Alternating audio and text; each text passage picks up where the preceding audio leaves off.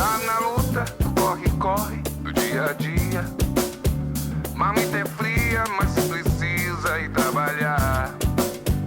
Essa rotina em toda firma começa às 7 da manhã. Patrão reclama e manda embora quem atrasar. Trabalhador brasileiro, e sem dinheiro vai dando um jeito, vai pro serviço. É compromisso, vai ter problema se ele faltar. Salário é pouco, não dá pra nada, desempregado também não dá. E desse jeito a vida segue sem melhorar. Trabalhador brasileiro, trabalha igual burro e não ganha dinheiro. Trabalhador brasileiro, trabalhador. Olá, amigas e amigos. Começamos esse programa Sindicatos em Movimento, programa feito para você, trabalhador friburguense. Temos o apoio do Sindicato dos Têxteis, Sindicato dos Bancários, Sindicato da Construção Civil e Sindicato dos Metalúrgicos Nova Friburgo.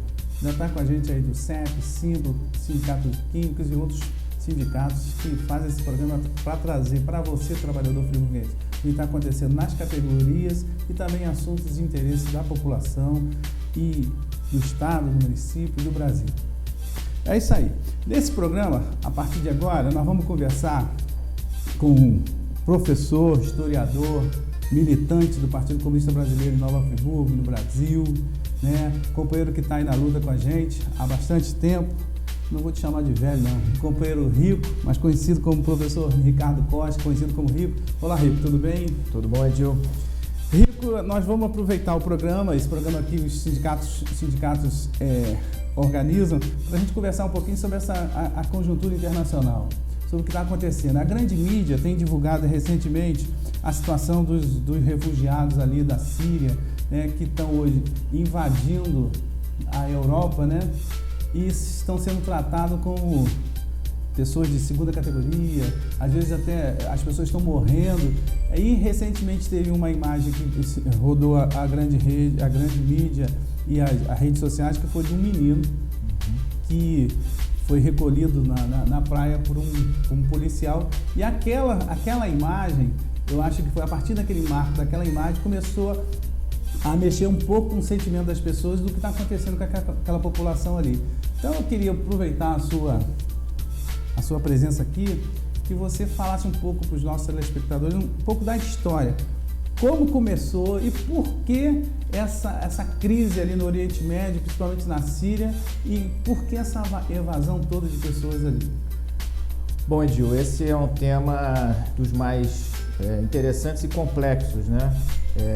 Trata-se realmente de uma tragédia humana de grandes proporções, que tem suas causas recentes, mas muitas delas relacionadas a situações que vêm realmente de um passado até longínquo, né? Primeiro situar, né, aquela região, por que se chama de Oriente Médio. Ali é uma encruzilhada de três continentes, né? A Europa, a Ásia, a África. É a encruzilhada de diferentes civilizações, é a encruzilhada onde se desenvolveram historicamente três grandes religiões, né? Três religiões que nasceram naquela região, que são o judaísmo, o catolicismo e o islamismo. Durante muito tempo, as pessoas, os povos que professavam essas religiões, eles conviveram até de forma harmoniosa entre si, né?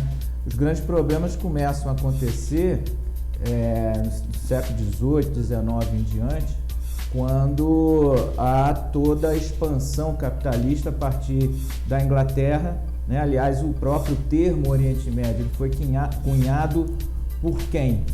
Pelos europeus, né? Que consideravam aquela região um espaço, né? Um local entre a grande civilização ocidental e o Extremo Oriente, né? Claro, sempre numa perspectiva de desprezo pelas populações que lá habitavam. Tribos, né?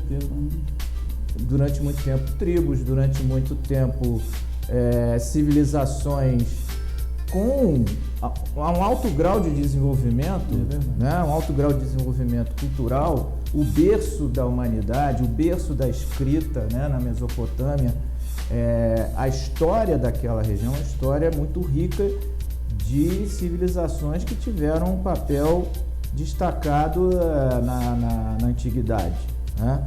Mas o olhar do europeu sempre foi um olhar preconceituoso e racista, né?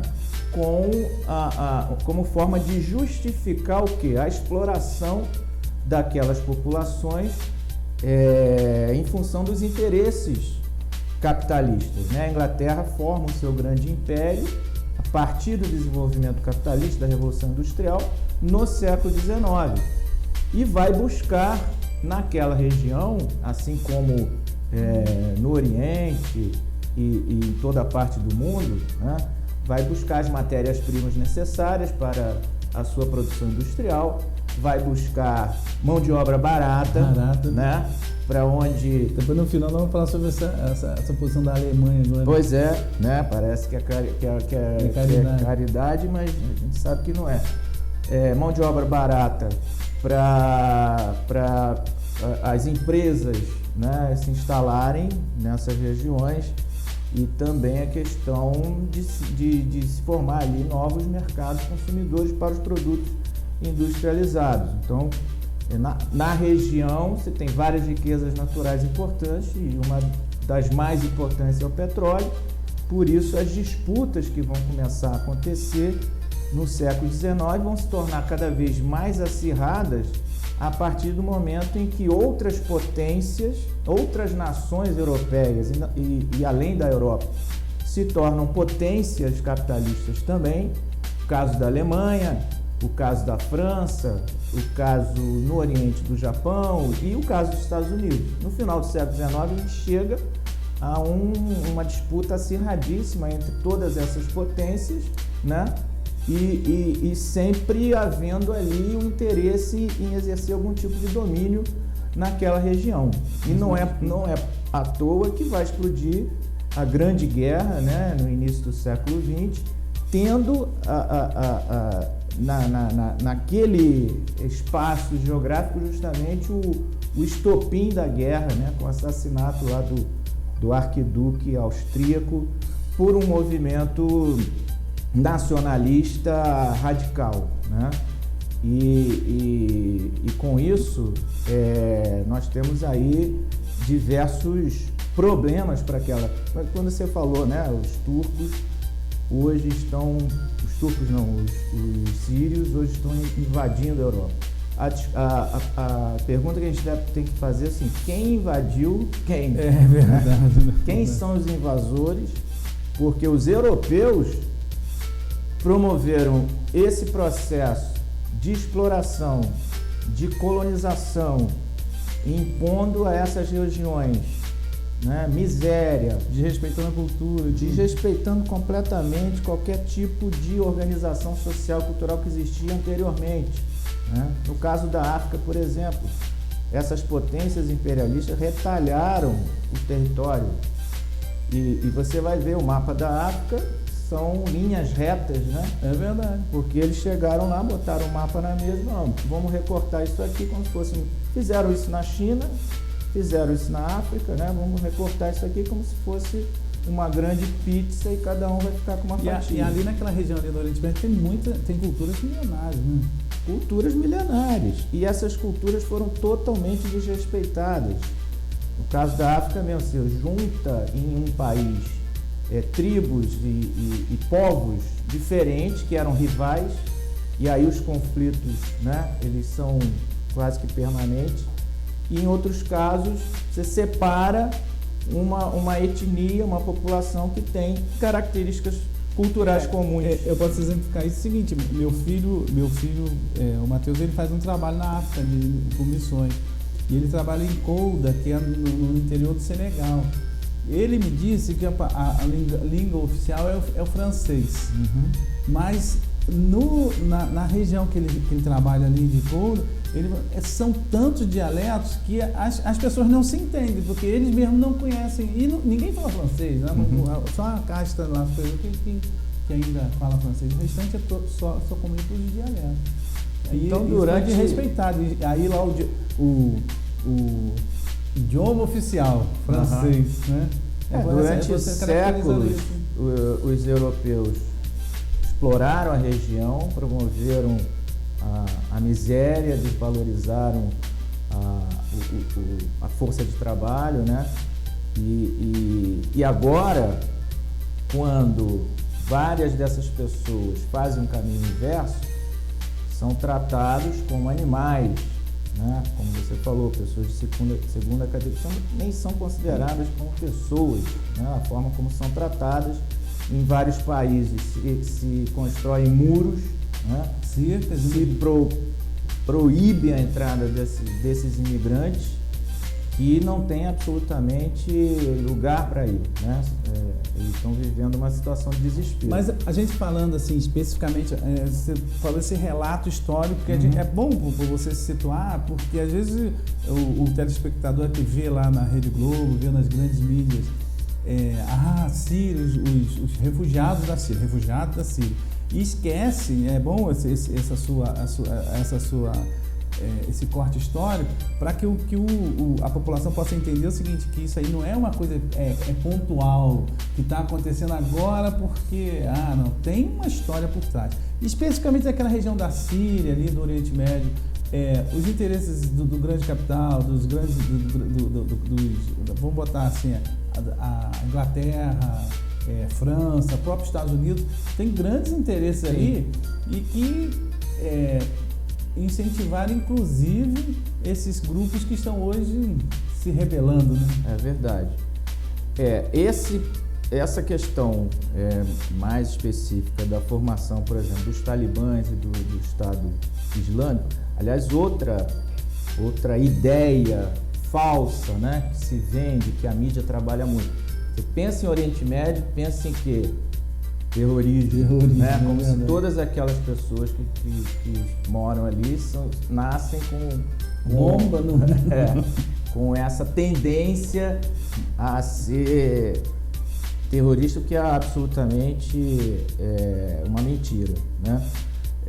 O que nós temos na história mais recente, a partir da Segunda Guerra Mundial, Estados Unidos aparecem no mundo como uma grande potência capitalista, só que depois da Segunda Guerra tem um grande bloco socialista, que não estava nos planos, né, daqueles que se uniram para enfrentar a Alemanha nazista.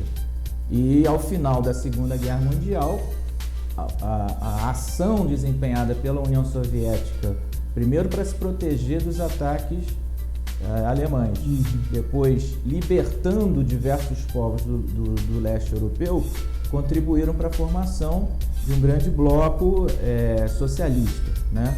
E a partir desse momento, tanto os Estados Unidos quanto as potências capitalistas, né, aí a Alemanha Ocidental, a França e principalmente a Inglaterra, na Europa, aliadas aos Estados Unidos, vão desenvolver toda uma política de confrontação, né, de estímulo a conflitos localizados. E aí nós temos a chamada Guerra Fria. Por quê? Você não tem, nesse período aí, que vai da Segunda Guerra Mundial até a queda do bloco socialista, na década de 90, não tem uma nova guerra quente. Quase teve, né? Até com a corrida armamentista, com a ameaça da guerra nuclear, mas os conflitos passam a ser localizados.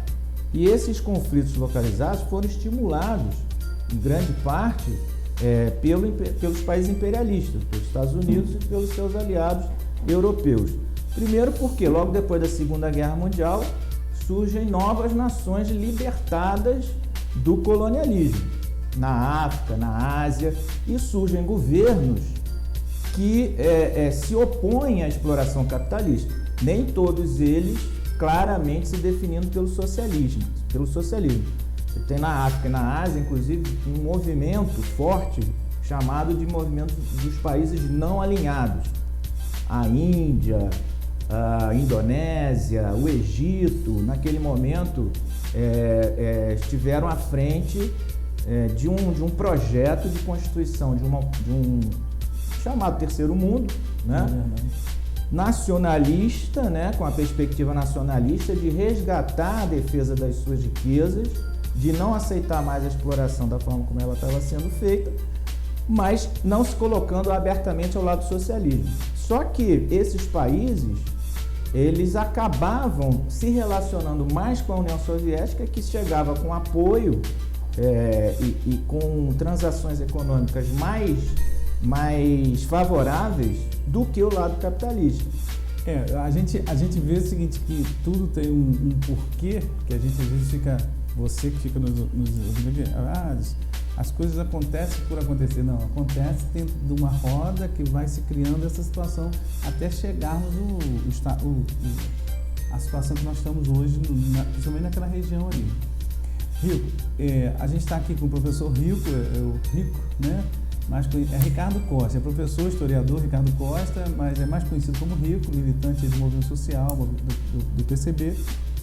Nós estamos conversando um pouco sobre essa evolução capitalista, vamos botar assim, naquela região do Oriente Médio e a atuação vou falar até da União Europeia hoje, que existe a União Europeia, né, no que diz respeito ali à atuação na Síria, Turquia, aquela região que hoje você vê na grande mídia, essa evasão de pessoas.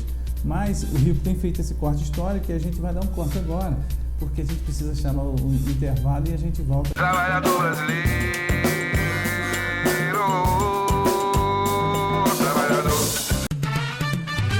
O Sindicato dos Trabalhadores da Construção Civil do Centro-Norte Fluminense, com sede em Cordeiro, na Rua Padre André Boaventura 19, Centro. Telefone 2521-1212 e em Nova Friburgo, na Rua Aristão Pinto 91, Centro. Telefone 2528-7314.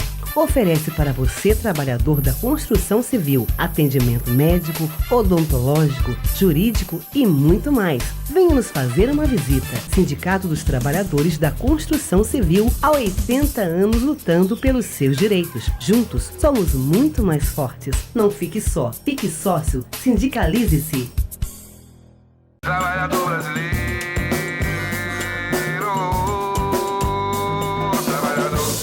Olá, amigos e amigas, voltamos com o programa Sindicatos de Movimento, programa patrocinado pelo Sindicato dos Bancários, Sindicato dos Textos, Sindicato da Construção Civil e Sindicato dos Metalúrgicos. Temos ainda apoio do SINCO, do CEP, Sindicatos Químicos e outros sindicatos que estão aí na luta com a gente. Você pode ver a reprise desse programa lá no YouTube. Nós temos um canal chamado PGM, Sindicatos em Movimento. Você vê a reprise do nosso programa. Pode também conversar com a gente, mandando e-mail através do sindicatosmovimento@gmail.com ou então você ligar para a gente, 2522-3164, 2522-2266. Faça críticas, sugestões, é importante. Esse programa é feito para você e a gente debate o que está acontecendo em Nova Friburgo, no estado, no Brasil e também o que está acontecendo hoje no mundo. No primeiro bloco, nós estamos conversando aqui com o professor Rico, né? O professor Ricardo Costa é professor, historiador, e está trazendo para a gente um relato do que está acontecendo no mundo, uma análise da conjuntura, e falando especificamente de como foi se constituindo a situação política e econômica ali no Oriente Médio, e principalmente no viés da exploração capitalista.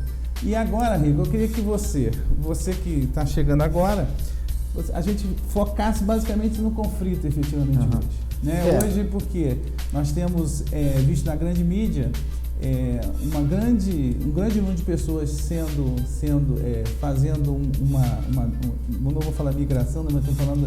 uma migração. Estão saindo da Síria em direção à Europa, em direção a outros países, inclusive no Brasil está recebendo também sírios. E o que está por trás disso? Como que começou essa como eu estava falando, na época da Guerra Fria, principalmente os Estados Unidos, não só, mas principalmente os Estados Unidos, através da CIA, né? A CIA foi criada logo depois da Guerra Fria. Né? Os Estados Unidos, logo depois da Guerra Fria, passaram a desenvolver toda uma política de segurança nacional, que na verdade é uma política de intervenção, né? Em qualquer lugar do mundo onde os interesses das empresas capitalistas norte-americanas pudessem estar em perigo, na avaliação deles. A primeira ação da CIA, por exemplo, foi no Irã, para derrubar um governo e botar um outro que fosse favorável à política dos Estados Unidos. Esse governo ele foi derrubado depois de 79, com a revolução dos ayatolás, né? A revolução xiita do ayatollah Khomeini. E aí começa todo, porque aí o que acontece?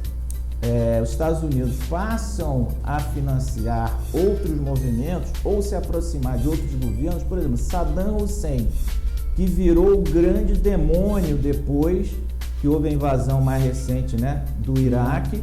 E, na verdade, naquele momento histórico ali, nos anos 80, ele era um aliado dos Estados Unidos para combater o Irã, né? No caso dos talibãs, eles foram também criados ou financiados, né? Criados não, mas financiados, né? Houve apoio logístico por parte dos Estados Unidos e da CIA, porque os talibãs faziam oposição no Afeganistão a um governo que era aliado da União Soviética, né? Esse grupo que formou a Al-Qaeda é o grande responsável pelo atentado terrorista do 11 de setembro de 2001, porque esse grupo se sentiu incomodado aí com as ações posteriores dos Estados Unidos no Oriente Médio. Intervenção em vários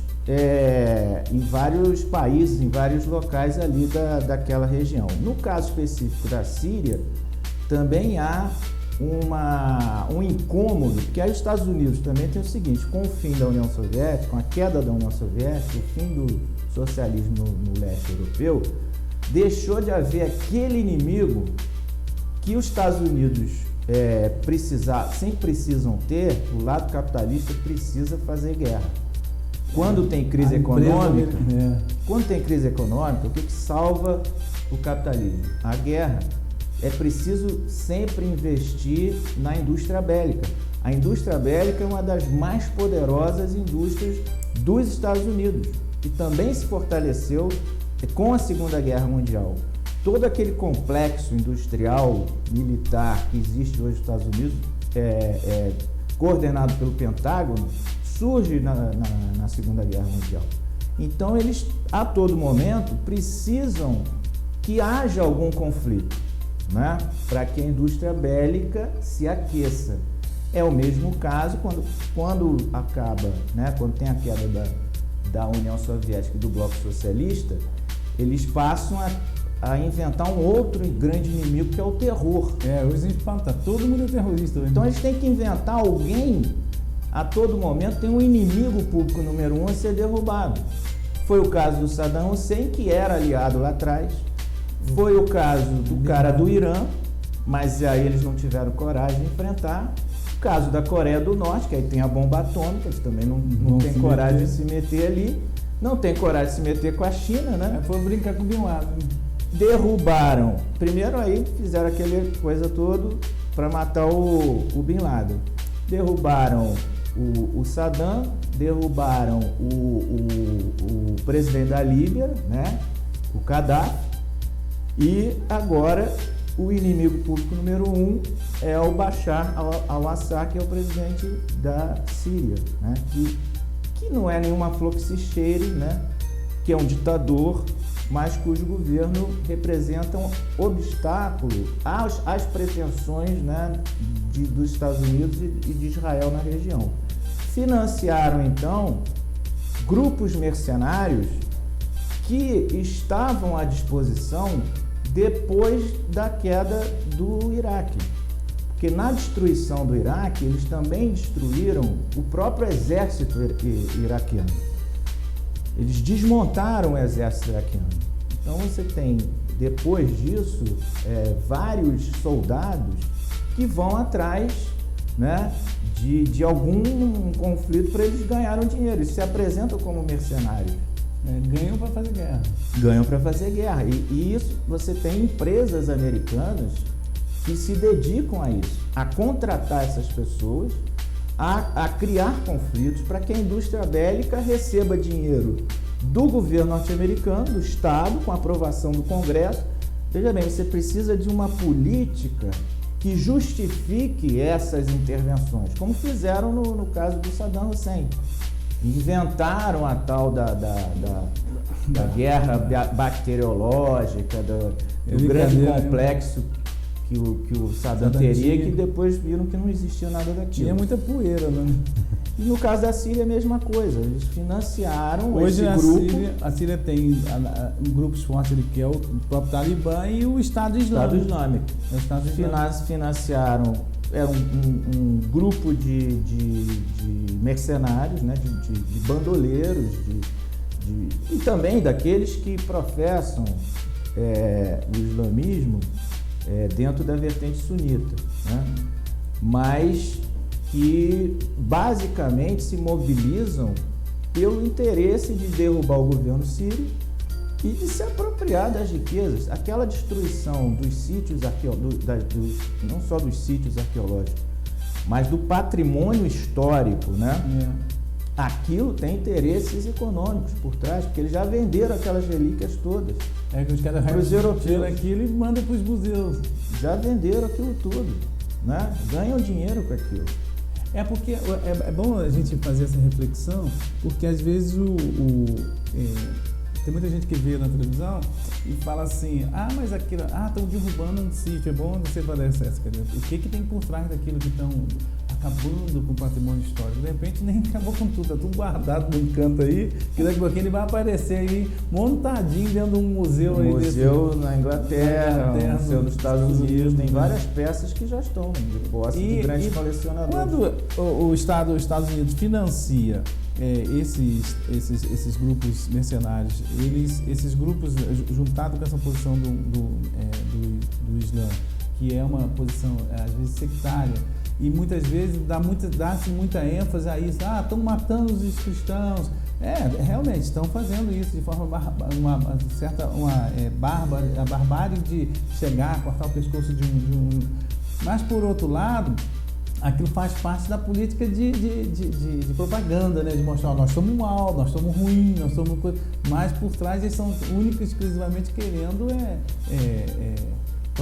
tomar o poder para se apropriar das riquezas. Sim. Não estou nem preocupado muito com a questão religiosa. Não, a questão religiosa, ela aparece muito mais na superfície, na aparência, né? Claro que também mobiliza. E da mídia, né? E a mídia explora isso, porque é mais fácil você dizer por que está acontecendo esse conflito todo. É mais fácil dizer, são conflitos de religião, quando na verdade tem muitos outros interesses, né? Muitas outras situações por trás. Inclusive a passagem de gasodutos pelaquela região da Síria e da Turquia. Você sabe muito bem que a Europa não tem nenhuma fonte de energia, principalmente essa energia renovável. Não, a região ali... Existe um projeto de passagem de um grande gasoduto por ali, vindo dessas regiões de produção de petróleo, e que o presidente ele diz, pode passar, mas nós vamos cobrar um pedágio aqui. Ele é um mercenário também, ele gosta de um ditador que gosta de um qualquer. Pode passar, mas nós vamos cobrar um pedágio caro. E a Europa não vai se sujeitar a um ditadorzinho lá do Oriente Médio dizendo isso. Então, nem os Estados Unidos. Então, existe essa posição. Aí hoje, com essa situação, a Europa hoje se vê nessa situação, de milhares, né, milhões, milhares. Centenas de milhares de pessoas se aventurando, até porque essa crise toda fez com que tenha uma guerra civil, né, e o pessoal está fugindo. Né? Fugindo.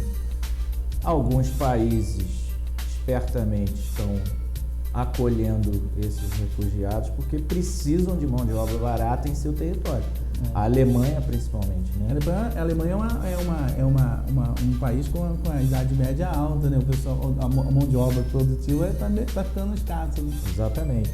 E precisa de mão de obra, assim, dos setores que são considerados mais depreciativos, né? Assim, da construção civil, aquela mão de obra mais pesada, e para os serviços, né, que se paga salário baixo, né? Então estão abrindo as portas na Espanha também, né? Tem essa necessidade. E outros países, é claro que é melhor que haja essa acolhida, mas a gente também tem que entender quais são os interesses, né? Agora, é inaceitável um quadro como esse, né?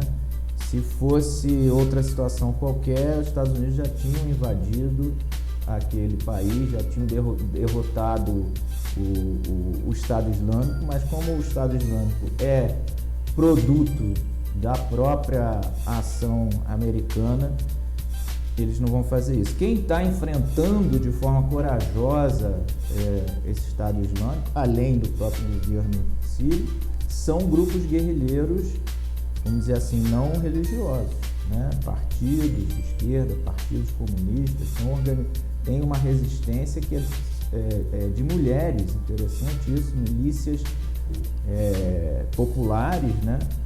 Que estão enfrentando, né, esse grupo e são compostas principalmente por mulheres. Então, há algumas ações muito localizadas, mas o quadro é muito, muito catastrófico. É a barbárie instalada. A Alemanha, hoje eu vi a reportagem, a Alemanha vai receber 800 mil e pretende receber durante alguns anos 500 mil por ano. Então significa que a Alemanha é um país bacana que está abraçando esse povo. Não, a Alemanha está precisando de mão de obra. Como a França mesmo já disse que precisa de algumas, vai receber pessoas. O Brasil, o governo disse que vai receber 20 mil refugiados. O que a gente devia fazer era, eu acho que os governos, como o Brasil, é fazer uma política inversa, uma política de garantir que as pessoas fiquem no seu estado, né? Se nós tivéssemos uma política discutindo os países, tanto a União Europeia, os Estados Unidos, nós aqui estivéssemos discutindo as suas representações, discutindo, nós vamos intervir lá no sentido de garantir que o povo fique lá. Não, mas como é que fica? Como é que faz? Porque ali vai ter que enfrentar os grandes interesses poderosos dos Estados Unidos, de Israel na região. Porque se não enfrentar isso, você vê o caso dos palestinos, eles estão em cárcere privado na sua própria terra. Né? Nós podemos fazer até um debate um dia sobre essa questão especificamente da Palestina, que é para você poder, como historiador, clarificar isso para os nossos telespectadores, sobre a situação da Palestina, que aquilo é muito interessante ver por que o palestino fica dentro daquele...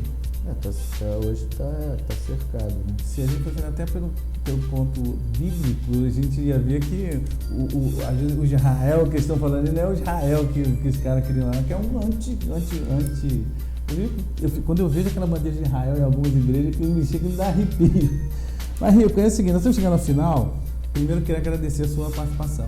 Dizer para os telespectadores, o programa é isso, esse programa é para trazer os assuntos que estão acontecendo. Então, quando você vê na grande mídia, você vê aí a grande mídia, os terroristas, os mercenários, estuda, procura saber o que está por trás de tudo, né? Hoje, por exemplo, a gente sabe muito bem que esse grande fluxo migratório que tem ali interessa os países, porque senão eles já teriam cortado de vez, e segundo também é uma falta de respeito com essa nação, né, com a população de lá. Eu acho que a gente também tem que ter na consciência de que o nosso dever é de prestar solidariedade e de entender que essas fronteiras, elas foram criadas, na maior parte das vezes, de forma artificial. Os povos do mundo deveriam se unir, ser uma coisa só, né? Em termos da nossa perspectiva, né, da classe trabalhadora é uma só, né? Então nós devemos defender os interesses, né, os direitos dessa classe trabalhadora em todo lugar do mundo. Aqui mesmo no Brasil a gente vê o enorme preconceito que existe com relação aos imigrantes e até o preconceito que existe dentro da nossa própria nação. As próprias regiões, né? Em relação aos nordestinos, por exemplo, né? Em relação à população negra. E aí quando chega o pessoal da Haiti, a gente vê que existe um racismo enorme, os bolivianos em São Paulo, né?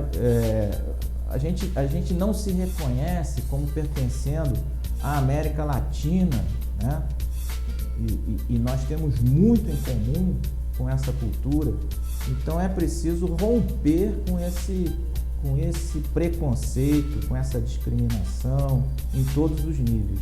E a gente tinha que trabalhar no sentido de, você falou uma coisa interessante, não devia ter fronteira nenhuma. Não devia ter fronteira. Se um dia eu quero ir lá no norte, lá visitar. Não, o interessante é o seguinte, não posso ir. Para o capital não tem fronteira. É verdade. Para a mercadoria não tem fronteira. Flui da forma mais tranquila, e principalmente depois da queda do socialismo, né? O chamado neoliberalismo que fez foi reduzir o tamanho dos estados e a capacidade de cada nação de se proteger justamente das intervenções dos interesses das grandes potências. Agora está tudo aberto. Só que as pessoas já não têm a mesma liberdade para se movimentar. É verdade, Ico. A gente chegando ao final, queria agradecer a sua participação, dizer que o programa vai estar sempre aberto para a sua intervenção, quando achar necessário, é só ligar para a gente. Ou então eu vou atrás de você também, né? E dizer para você, cidadão friburguense especificamente, o que importa é a solidariedade entre as pessoas, né? Que o Rico está colocando. Nós não somos cidadãos de Nova Friburgo, da Síria, do Estado Unidos, nós somos cidadãos do mundo. Isso. Na verdade, nós somos cidadãos do mundo, o mundo é nosso. E aí, criaram essas condições e inventaram isso aí, nós às vezes estamos brigando aí pelos seus interesses. Nós vamos brigar pelos interesses nossos, principalmente da classe trabalhadora. O prefeito de Itaucara, o prefeito do PSOL, ele fala o seguinte, o meu governo não é o governo de todos, não, como está aí o governo. Dilma fala assim, é o governo de todos. Ele falou, no meu governo é o governo da maioria. Isso. Nós somos a maioria e nós queremos um dia estarmos na maioria mesmo, tanto em todos os momentos. Então, muito obrigado pela sua participação, que a gente espera aí que as coisas melhorem e que o mundo seja ainda melhor, justo, solidário e que está socialista. Isso aí. Muito obrigado, um abraço a todos aí, até o próximo programa. Está na luta, corre do dia a dia. Marmita é fria, mas precisa ir trabalhar. Essa rotina em toda firma começa às 7 da manhã. Patrão reclama e manda embora quem atrasar. Trabalhador brasileiro, que sem dinheiro vai dando um jeito, vai pro serviço. É compromisso, vai ter problema se ele faltar. Salário é pouco, não dá pra nada, desempregado também não dá. E desse jeito a vida segue sem melhorar. Trabalhador brasileiro, trabalha igual burro e não ganha dinheiro. Trabalhador brasileiro,